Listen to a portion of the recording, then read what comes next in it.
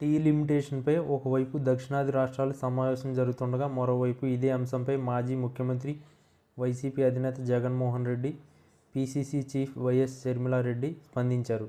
డీలిమిటేషన్లో అన్యాయం జరగకుండా చూడాలని జగన్ కోరగా, డీలిమిటేషన్పై దక్షిణాది రాష్ట్రాలది రాజకీయం కాదని, ప్రజల హక్కుల కోసం చేసే పోరాటమని, జనాభా ప్రాతిపదికన పునర్విభజనను అంగీకరించే ప్రసక్తే లేదని వైఎస్ షర్మిల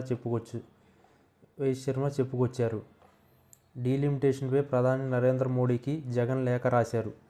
పార్లమెంట్ నియోజకవర్గాల డీలిమిటేషన్లో అన్యాయం జరగకుండా చూడాలని కోరారు. ఏ ఒక్క రాష్ట్రంలోనూ లోక్సభ, రాజ్యసభ స్థానాలు తగ్గకుండా చర్యలు తీసుకోవాలన్నారు.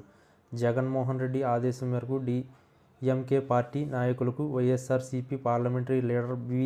సుబ్బారెడ్డి లేఖ రాశారు. నియోజకవర్గాల పునర్విభజనలో ఫెయిర్ అండ్ బ్యాలెన్స్ విధానం అనుసరించాలని లేఖలో వెల్లడించారు. జనాభా ప్రాతిపదికన సీట్లను విభజిస్తే దక్షిణాదికి జరిగేది తీరని నష్టమే అని వైఎస్ షర్మిల అన్నారు. డీలిమిటేషన్పై దక్షిణాది రాష్ట్రాలది రాజకీయం కాదని, ప్రజల హక్కుల కోసం చేసే పోరాటమని అన్నారు. ఉత్తరాది ప్రాబల్యం మరింతగా పెరిగి సౌత్ రాష్ట్రాల ప్రాధాన్యతతో పని లేకుండా పోతుందని తెలిపారు. సొమ్ము సౌత్ది, సోకు నార్త్ది అనే పరిస్థితి ఎదురుకాక తప్పదని హెచ్చరించారు.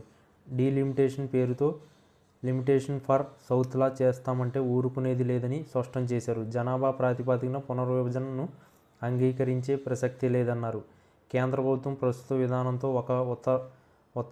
ఉత్తరప్రదేశ్ రాష్ట్రంలోనే 143 సీట్లకు పెరిగితే దక్షిణాదిలోని తమిళనాడు, కర్ణాటక, ఏపీ, తెలంగాణ లాంటి ప్రధాన రాష్ట్రాల్లో పెరిగే సీట్లు 49 + 41 + 54 = 144 అని. ఇది కాదా వివక్ష చూపడం అంటే అని ప్రశ్నించారు. యూపీ, బీహార్ రెండు రాష్ట్రాలు కలిపితే 222 సీట్లు పెరిగితే సౌత్ మొత్తం తిప్పికొట్టినా 192 సీట్లకే పరిమితమవుతుందన్నారు. ఇది కాదా దక్షిణ భారతానికి జరిగే అన్యాయమని మండిపడ్డారు.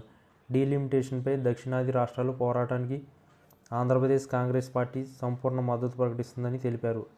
ఐక్యంగా పోరాటం చేసే తప్ప నియంత మోడీకి బుద్ధి రాదన్నారు. ఏపీలో మోదీ పక్షం చంద్రబాబు, పవన్ కళ్యాణ్ మౌనం వహించడం రాష్ట్ర ప్రజలను మోసం చేసినట్లే అని అన్నారు. ప్రజల హక్కులను కాలరాసినట్లే అని చెప్పుకొచ్చారు. డీలిమిటేషన్పై రాజకీయాలు పక్కన పెట్టి టీడీపీ, వైసీపీ, జనసేన పార్టీలు ముందుకు రావాలని వైఎస్ షర్మిల పిలుపునిచ్చారు.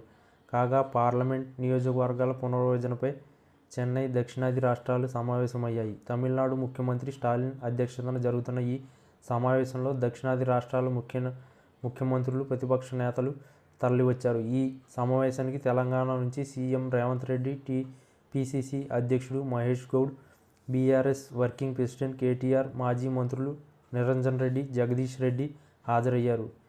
Kerala CM Pinarayi Vijayan, Karnataka deputy CM DK Shivakumar పాల్గొన్నారు.